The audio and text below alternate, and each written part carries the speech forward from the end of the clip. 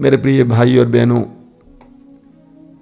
जीवन में कुछ ऐसे क्षण होते हैं जो अनुग्रह के होते हैं, जो आशीष के होते हैं।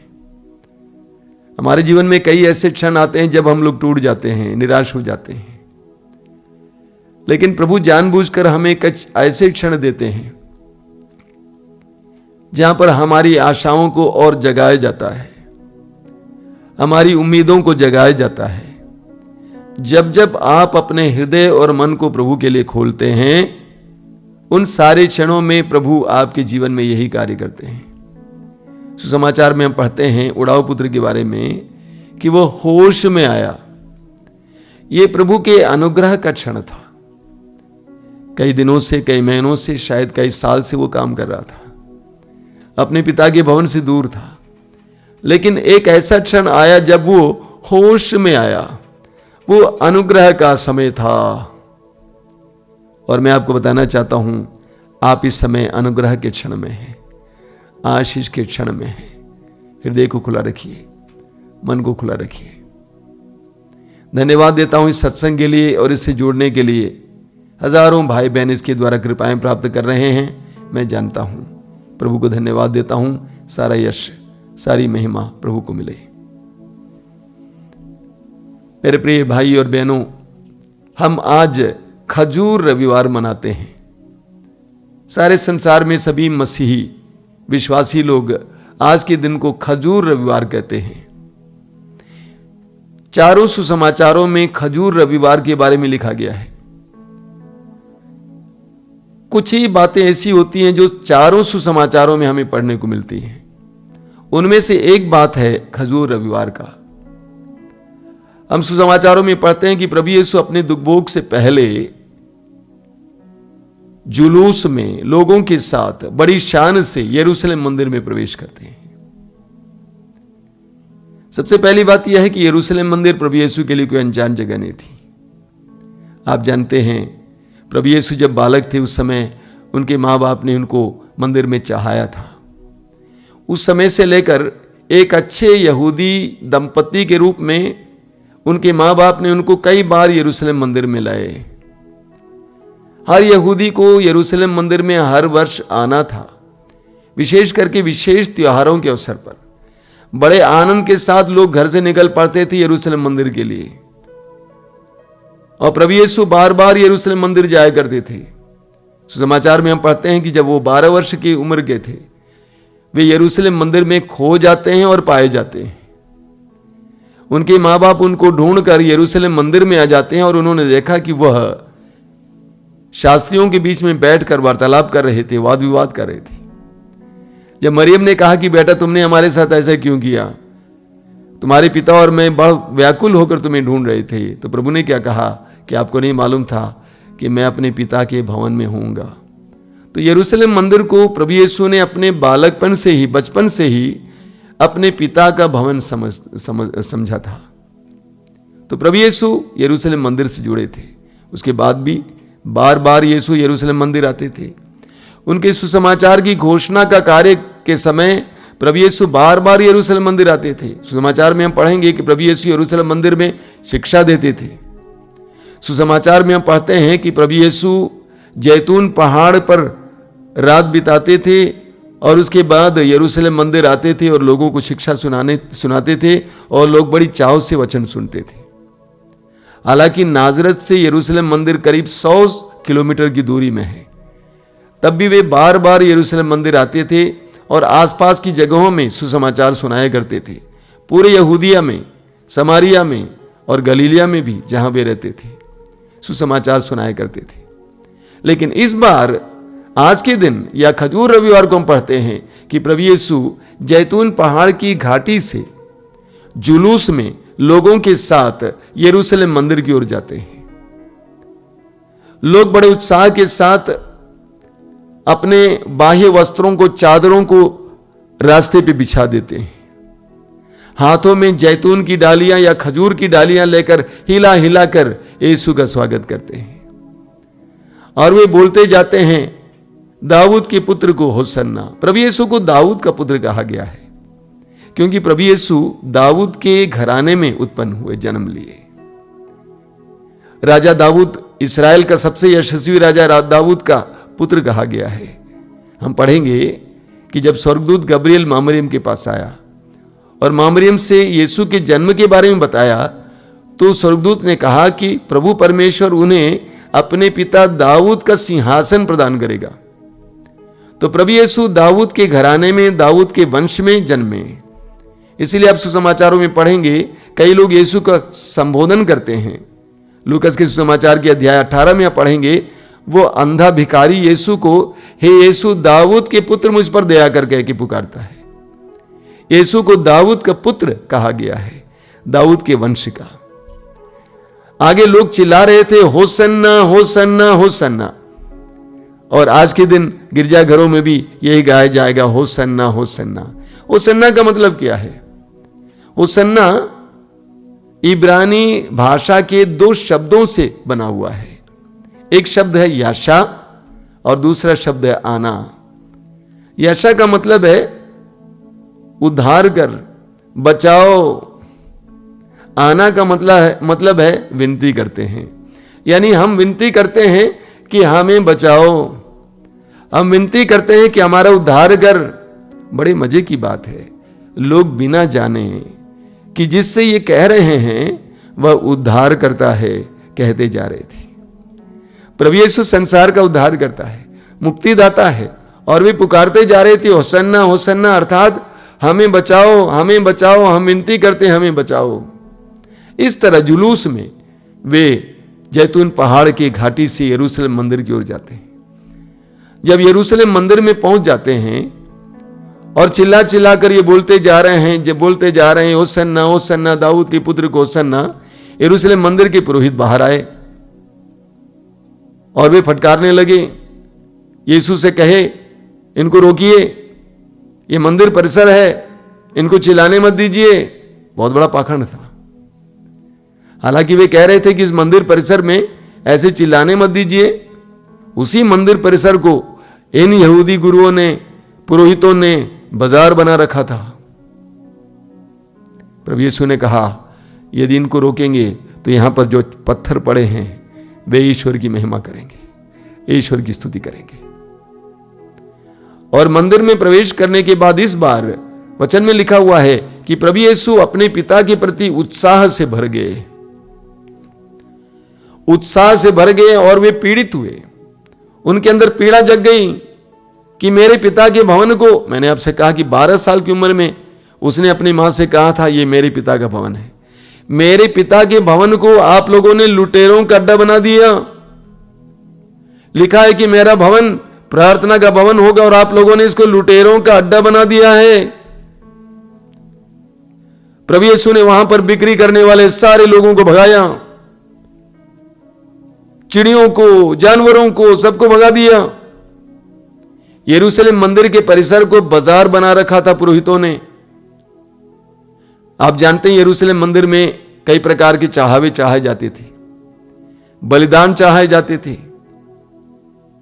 मेढ़ों, बकरों, भेड़ों, जानवरों, चिड़ियों का बलिदान चढ़ाया जाता था। हजारों की संख्या में लोग इस तरह की चीजों को लेके आते थे और बाजार इन सारी चीजों से भरा हुआ था। लेकिन धीरे धीरे यरूशलेम मंदिर के पुरोहित सांसारिक हो गए। उन्होंने उन व्यापारियों को मंदिर परिसर के अंदर आने दिया कमीशन लेते हुए, और पूरा मंदिर परिसर बाजार बन गया, उसका रूप बदल गया, बिगड़ गया। इसलिए प्रभु यीशु ने पूरी तरह से उसको सफाई किया, शुद्धिकरण किया। तो आज का दिन प्रभु यीशु के इस यरूशलेम मंदिर में प्रवेश का दिन है, और यह एक बहुत ही महत्वपूर्ण बात है और एक बहुत ही प्रतीकात्मक बात है। प्रभु यीशु यरूशलेम मंदिर के परिसर में प्रवेश करते हैं। हालांकि वहां पे सैकड़ों बार जा चुके हैं, लेकिन एक उद्देश्य के साथ जाते हैं। वो उद्देश्य क्या है? परिसर को शुद्ध करना, पवित्र करना, उसको लुटेरों का अड्डा न बनाना और उसको हटाना और स्वतंत्र करना, आजाद करना यरूशलेम मंदिर को। यह उनका उद्देश्य था। मेरे प्रिय भाई और बहनों, एफेसियों के पत्र के अध्याय 5 में पढ़ते हैं ये संत पौलुस हमें बताते हैं ज्योति के बारे में। प्रभु यीशु ने कहा यूहन्ना के समाचार के अध्याय 8 वाक्य 12 में, संसार की ज्योति मैं हूं, संसार की ज्योति मैं हूं, और जो मेरा अनुसरण करता है वो कभी अंधकार में भटकता नहीं रहेगा। जब मैं जवान था उस समय मैं एक गाना बहुत पसंद करता था, मन के अंधेरों में ना डूबे, यही मेरी प्रार्थना है, कामना है। तो ऐसे गाने गाता था जिसमें ज्यादा अंधेरा अंधेरा अंधेरा अंधेरा आता था, लेकिन आज मुझे बिल्कुल पसंद नहीं है। उस समय मेरे अंदर बहुत अंधेरा था और इसलिए मुझे उस तरह के गाने पसंद थे। तो प्रभु यीशु संसार की ज्योति है। जब प्रभु यीशु का प्रवेश होता है वहां पर अंधेरा मिट जाता है। एफेसी अध्याय 5 उसके वाक्य 9, 13, 14 सब में लिखा हुआ है कि जहां पर ज्योति आ जाती है वहां पर बुराई और भलाई पूरा दिखाई देती है, अंधकार मिट जाता है। प्रभु यीशु के आगमन से सब कुछ बदल जाता है। जहां प्रभु यीशु का आगमन होता है वहां पर उद्धार आ जाता है, वहां पर मुक्ति आ जाती है। लूकस के समाचार के अध्याय 19 में हम पढ़ते हैं जक्केउस के बारे में। एक बहुत सुंदर प्रकरण है। जक्केउस यीशु को देखना चाहते थे। वे धनी थे, प्रमुख नाकेदार थे, चुंगी लेने वाले, बड़े पद पर थे, लेकिन वे यीशु को देखना चाहते थे। दुर्भाग्यवश वो नाटे थे। प्रभु यीशु के चारों ओर भीड़ लगा करती थी और वे यीशु को देख नहीं पाए। आगे दौड़कर एक गुलर के पेड़ पर बैठ जाते हैं यीशु के इंतजार में। बार बार आपने सुना है, उनके पास पहुंचने पर यीशु उनको देखते हैं और यीशु ने जक्केउस से एक बात कही, वो महत्वपूर्ण है। यीशु ने कहा जल्दी नीचे उतर आओ, आज मुझे तुम्हारे यहां ठहरना है। I want to stay with you, मुझे तुम्हारे यहां ठहरना है। जक्केउस ने यीशु को ठहरने लायक स्थान बनाया अपने हृदय में और अपने जीवन में और अपने परिवार में। हमने देखा कि यरूशलेम मंदिर में प्रवेश करके यीशु ने परिसर को पूरी तरह से शुद्ध किया, बिक्री करने वालों को भगा दिया। लेकिन यहां हम देखते हैं कि यीशु के प्रवेश करते करते जक्केउस ने यीशु के ना रहने लायक परिस्थिति को हटा दिया। उसके दिल में धन के प्रति जो मोह था उसको हटा दिया, शोषण करने की प्रवृत्ति थी उसको हटा दिया। यीशु उसके परिवार में प्रवेश करते हैं और इस बीच शुद्धिकरण भी हो जाता है। तब प्रभु यीशु कहते हैं आज इस घर में मुक्ति आई है। उसके लिए जक्केउस को उन सारी चीजों को हटाना पड़ा। जिस तरह यरूशलेम मंदिर के उन सारे बिक्री करने वालों को हटाना था उस परिसर को शुद्ध करने के लिए। कई साल पहले मैं केरल में कार्यक्रम देने गया था, काफी बड़ा आयोजन था। एक भाई के घर पे रखा हुआ था और उन्होंने बातचीत के दौरान अपना साक्ष्य सुनाया। उन्होंने कहा कि मैं बचपन से ही इसी माहौल में पला हूं, लेकिन कुछ वर्ष पहले मैं करिश्माई नवीकरण में प्रवेश किया। मैंने एक साधना में भाग लिया, पवित्र वचनों को सुना, ईश्वर के मार्ग के बारे में सुना। उसके बाद मेरा जीवन बदल गया। वे 4 भाई थे और 4 भाई मिलकर एक बहुत बड़ी डिस्टिलरी चला रहे थे, यानी विदेशी शराब बनाने की फैक्ट्री खोल रखे थे। वचन सुनने के बाद उनको एहसास हुआ कि हमें इस तरह का कार्य नहीं करना चाहिए। इसके द्वारा कितनी जिंदगियां बर्बाद होती हैं, कितने परिवार बर्बाद होते हैं। इसीलिए वे अपने भाइयों के पास आए, साधना के बाद कहा कि देखिए मुझे अच्छा नहीं लगता है, क्यों न हम लोग इस डिस्टिलरी को बंद कर दें या किसी को बेचें। उसके भाइयों ने कहा, उस समय की बात है, 20-25 साल पहले की बात, उससे भी पहले। उसके भाइयों ने कहा पागल है, हमने करोड़ों रुपए इस पर लगा दिया है, हम कैसे छोड़ सकते हैं। मैंने आपसे कहा कि वे करोड़पति हैं। लेकिन धीरे धीरे सारे भाई लोग इसी तरह साधनाओं में भाग लिए। भाग लेने के बाद उनको एहसास हुआ कि हम इस तरह का कार्य नहीं कर सकते। दूसरों की जिंदगियां बर्बाद करके, परिवार बर्बाद करके हम पैसा नहीं कमा सकते। जिस तरह जक्केउस ने अपने घर पे यीशु को निवास करने योग्य स्थान बनाया, उसी तरह उन्होंने अपने धंधे को बंद कर दिया, किसी को दे दिया। उन्होंने कहा कि हम इस तरह के धंधे नहीं कर सकते हैं, हम दूसरा कुछ करेंगे। जहां यीशु का प्रवेश होता है वहां पर मुक्ति आ जाती है। जहां यीशु का प्रवेश होता है वहां पर मुक्ति आ जाती है, सब कुछ बदल जाता है। मैं सोचता हूं आज जब हम लोग होसाना रविवार मनाते हैं, खजूर रविवार मनाते हैं, हमें भी यीशु का स्वागत करने की आवश्यकता है। हमारे व्यक्तिगत जीवन में यीशु के प्रवेश करने की आवश्यकता है। हमारे परिवारों में यीशु के प्रवेश करने की आवश्यकता है, ताकि यीशु आकर शुद्धिकरण करें, सब कुछ को पवित्र करें। हमें नबी हग्गाई के ग्रंथ में उसके अध्याय 1 में वाक्य 6 से 10 तक बहुत सुंदर पाठ पढ़ने को मिलता है। मैं आपको पढ़ के सुनाऊंगा। पहले वहां लिखा हुआ है, हग्गाई का ग्रंथ अध्याय 1 वाक्य 6 से, बहुत सुंदर वचन है। प्रभु कहते हैं, तुम अपनी स्थिति पर विचार करो, तुम अपनी स्थिति पर विचार करो।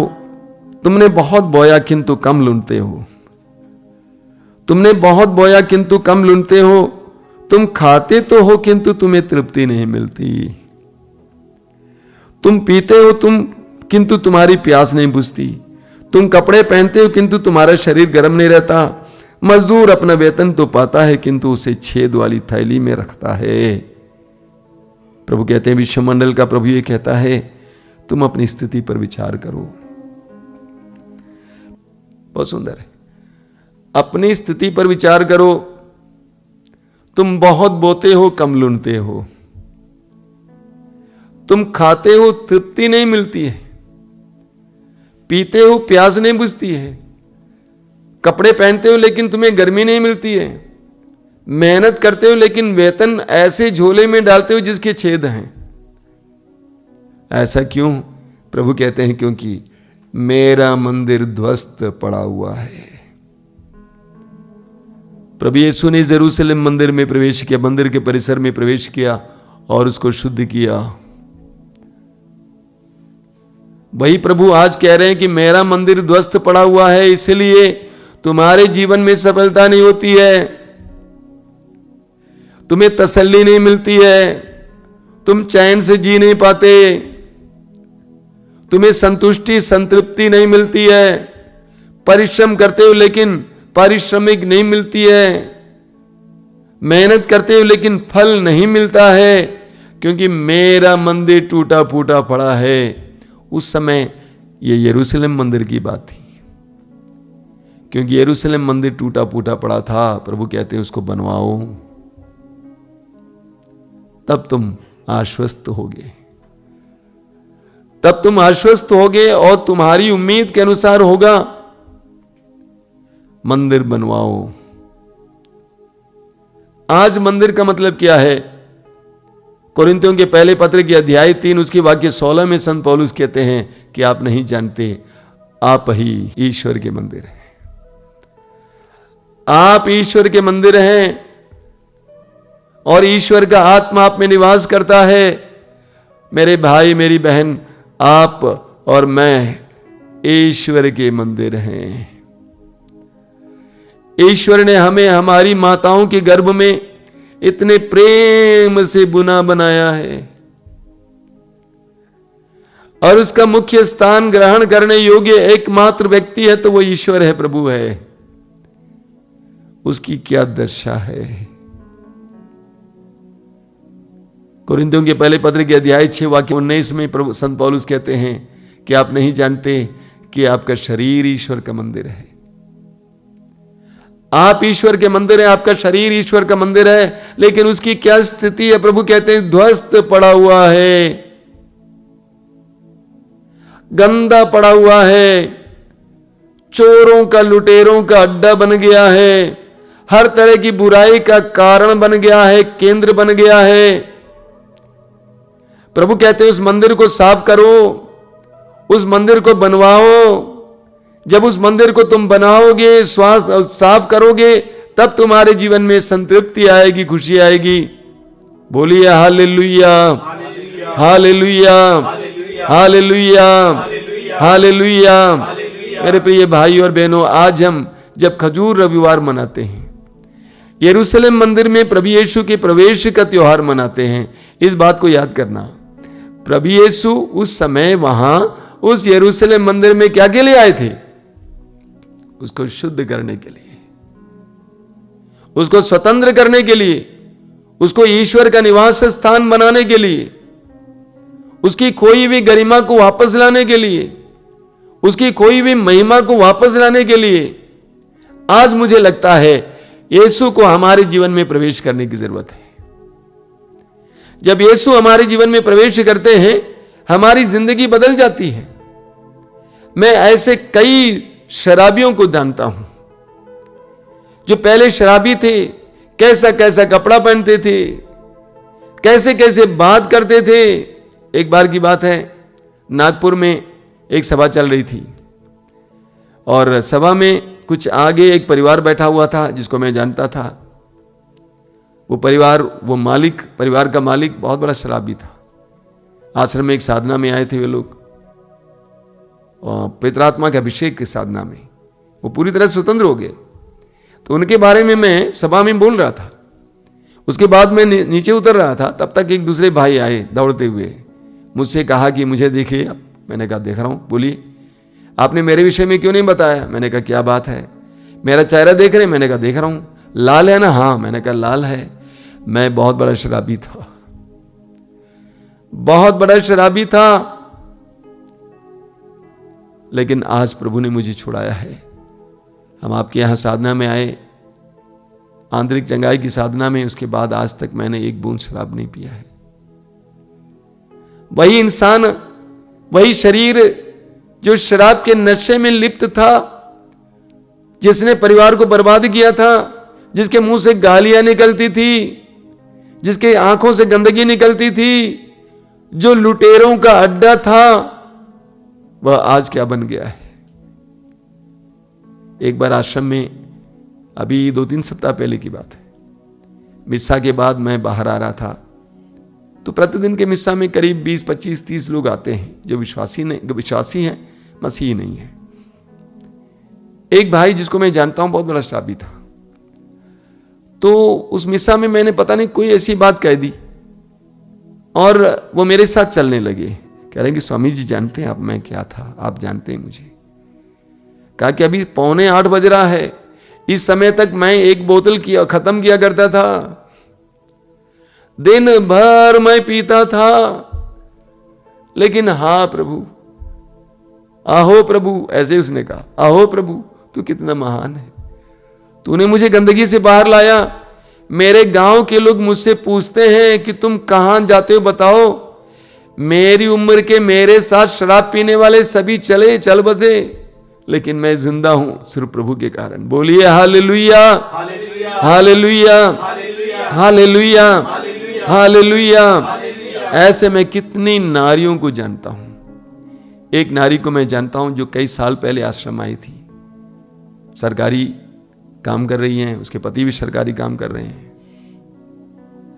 खुलकर अपनी जिंदगी की सारी बातें बता दी। उसने कहा आप जानते हैं मेरे पति किसी दूसरी औरत के साथ रिश्ता रखते थे। मैं गुस्से में, मैं उसको समझाने की कोशिश करती थी लेकिन बात नहीं मानता था। मैं गुस्से में आकर मैं स्वयं इसी तरह काम करने लगी। मेरे पास पैसा था, कई पुरुषों के साथ मैंने रिश्ता जोड़ा, लेकिन मेरी आत्मा परेशान थी, बेचैन थी। प्रभु के पास आई, स्वतंत्र हो गई। वही शरीर जो पापमय था, जो बुराई ढूंढता था, लुटेरों का अड्डा था, आज पवित्र हो गया है। आज वो लोगों के लिए प्रार्थना करती है, रोगियों पर हाथ रखकर प्रार्थना करती है, उनको चंगाई मिल जाती है। ऐसे सैकड़ों सैकड़ों लोगों को मैं जानता हूं जो वास्तव में गंदगी के वश में थे। यीशु के आने से सब कुछ बदल जाता है। जहां यीशु पहुंच जाते हैं वहां मुक्ति पहुंच जाती है, वहां पे आजादी पहुंच जाती है, वहां पे उद्धार पहुंच जाता है।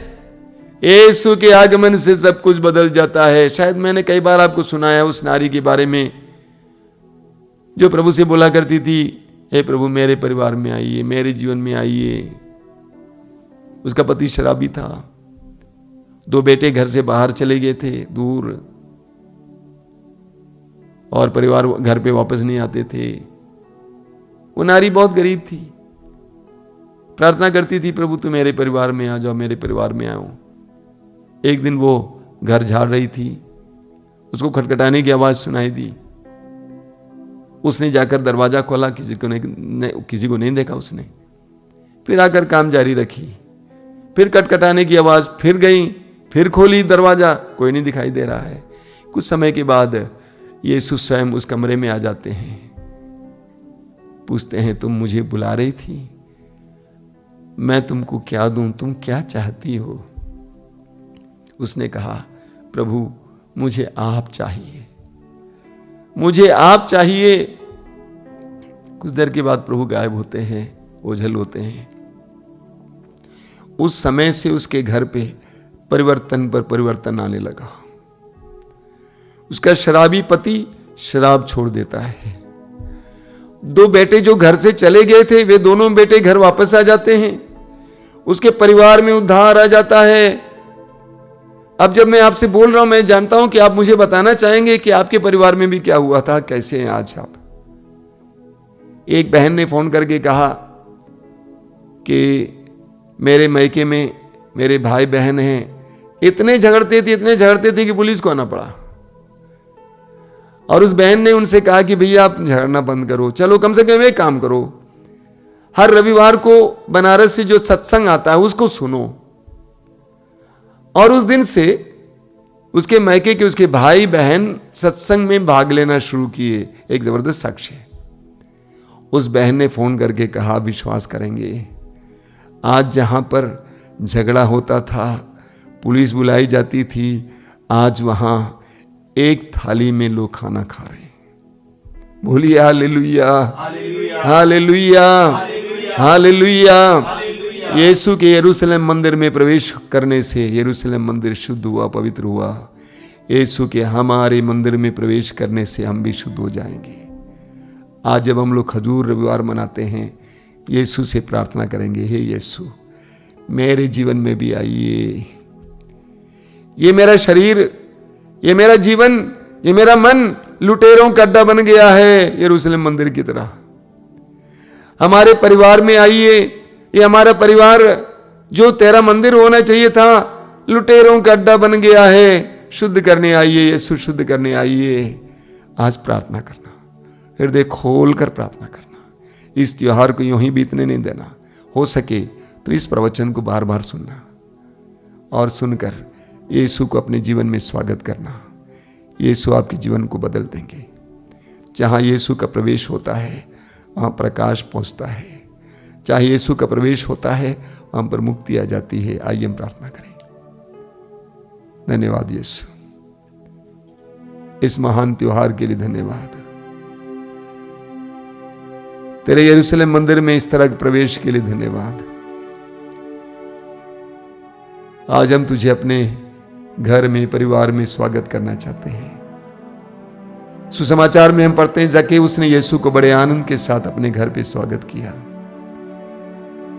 आज मेरे घर पे आना यीशु, मेरे परिवार में आना। मेरे घर पे, मेरे परिवार में जितनी गंदगी है, सच है यीशु, वो भी लुटेरों का अड्डा बन गया है। शुद्ध करना यीशु, शुद्ध करना, पवित्र करना, पवित्र करना। मेरे जीवन में आना यीशु। मेरा हृदय, मेरा मन, मेरा शरीर चोरों का अड्डा बन गया है, बुराई का अड्डा, हर तरह की बुराई इसमें है। आना यीशु, प्रवेश करना, इस मंदिर में प्रवेश कर यीशु, शुद्ध करने, पवित्र करने। धन्यवाद यीशु, तेरी स्तुति, तेरी महिमा, तेरी आराधना। Thank you Jesus. धन्यवाद यीशु, तेरी स्तुति, तेरी आराधना, तेरी महिमा।